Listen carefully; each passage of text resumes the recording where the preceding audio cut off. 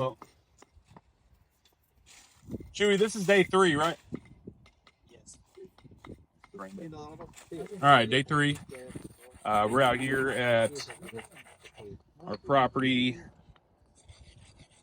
installing our walkway. Had a rain day, so we've had to have a pause. But coming back at it yesterday, conditions were really wet, and we've had to excavate a little bit more around the front of the house just to get back into drier soil, virgin soil.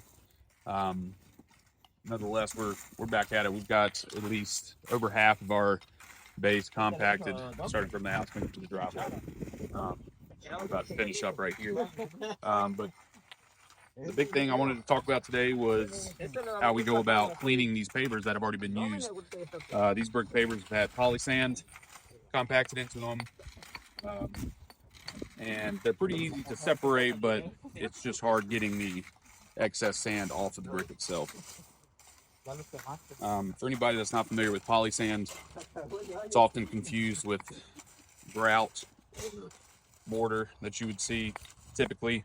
Though it does serve a lot of that same function and purpose, it's actually mixed with dyed sand, so you can get any kind of color polymetric sand you want.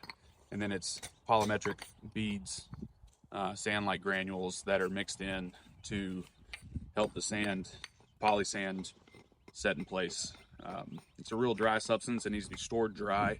It's real powdery, real sand-like, and it's only activated when it gets wet. So whenever water comes in contact with those polymetric granules, that's what allows it to set.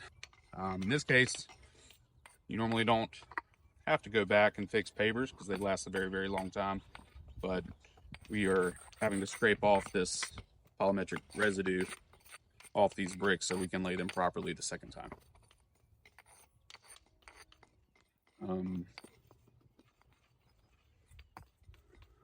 This is something that I knew we were going to have to do, so I've been into the job. It's just time, it's labor. Something you do maybe 5% of the time ever, if that.